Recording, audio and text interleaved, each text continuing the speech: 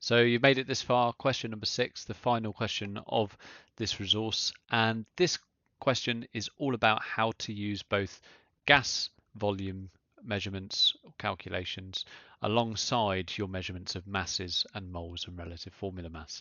So here's our first question. So we're told that calcium carbonate is undergoing thermal decomposition when heated to form calcium oxide and carbon dioxide, and there is our balanced equation. And we need to calculate the maximum volume of the carbon dioxide. So there's our carbon dioxide there. In centimeters cubed, if 8 grams of calcium carbonate reacts completely at room temperature and pressure. And we're given a load of information in the question.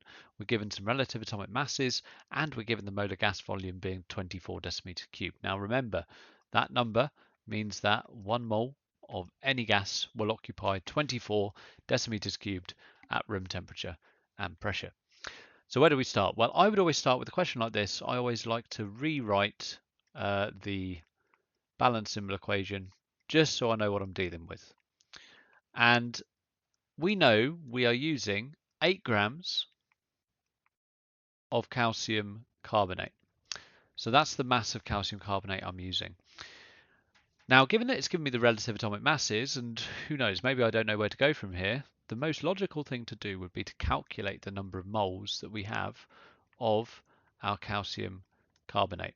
So mass, Mr. mole, rat. So let's go through this method like we normally do.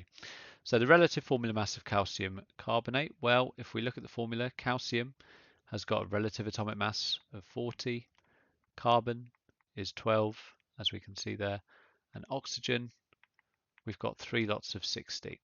If you add those values together, we get a nice round 100. So the relative formula mass is 100. So to find the number of moles, we have to do 8 divided by 100, which gives us 0.08. Now, why have we done that? Well, it's because if we know the number of moles of calcium carbonate and we look at the balanced equation, we can figure out how many moles of carbon dioxide we're making because we can use those ratios like we've done before.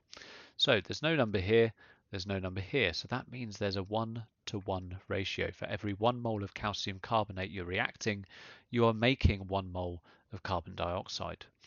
So that means if you've got 0.08 moles of calcium carbonate to start off with, you are going to form 0.08 moles of carbon dioxide. Now you might be thinking at this point, okay, now I need to find the relative formula mass of carbon dioxide and find the mass, but that's not what the question is asking us to do.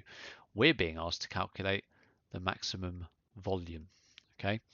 And we now know the number of moles. And if you remember what we said before, if we times the number of moles by 24, that gives us the volume of the gas, because 1 mole of any gas will occupy 24 decimeters cubed. So we can deduce the volume from that relationship.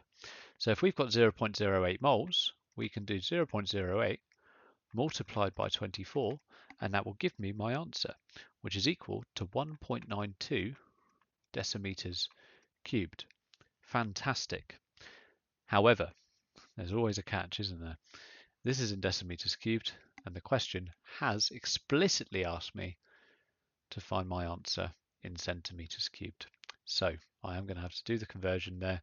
So I am going to have to times my answer by 1000, which gives me 1920 centimeters cubed.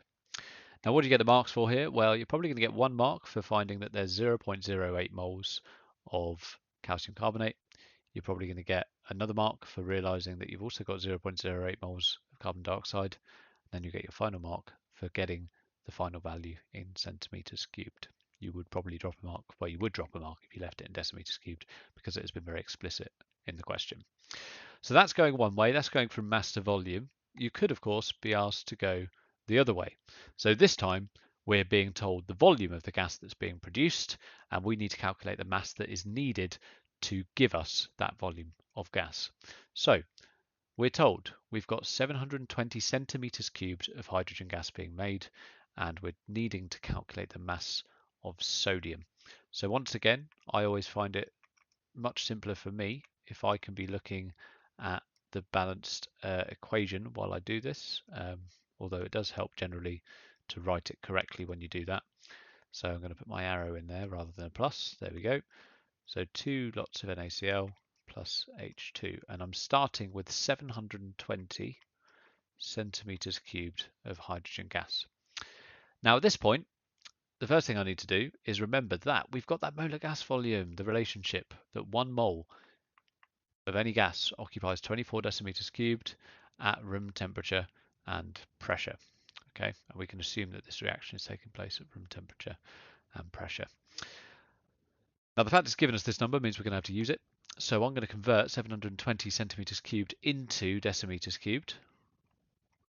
And remember, I do that by dividing by 1000. So that gives me an answer of 0.720 decimeters cubed.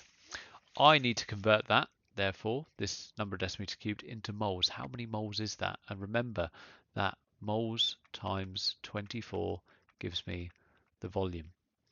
So to find the number of moles, I have to do volume divided by 24. So I'm going to do 0.720 divided by 24, and that gives me an answer of 0.03 moles. That's the number of moles of H2 I've got. So now let's consider the molar ratio. Remember, we're looking at sodium, and there's no big number in front of H2, so that's a 1, and there is a big number in front of Na, that's a 2. So we've got a 2-to-1 ratio. For every 1 mole of hydrogen gas that is being made, we have to react 2 moles of sodium. So if we've got 0.03 moles of hydrogen being made, we need to multiply that value by 2. We must be starting off with 0.06 moles of the sodium. Now, this is where we want to do what we're used to doing. We need the relative atomic or relative formula mass of the sodium. We're given that in the question. It's 23. And we need to remember that to find the mass, we use this equation, moles equals mass divided by relative formula mass, but we're trying to find the mass, so we need to multiply both sides by the relative mass, which means that we've got mass equals moles times relative formula mass, so we're timesing these numbers together. 23 multiplied by 0.06 gives us an answer of 1.38 grams. Okay, and that's all there is to it. So it's just using those two different types of calculation, one that we did in the combined pack where we were finding mass of Mr. Molerat, the ones from question 5 in this pack with the gas volumes, and just meshing the two together. Most of the calculations in chemistry do require you to calculate moles, so just remember, if you're going to do anything, calculate the moles. If you're not sure where to go from there, you'll get marking credit for doing so. Okay. Hopefully this resource has been useful. Thank you very much for taking the time to listen, and very best of luck with your upcoming GCSEs.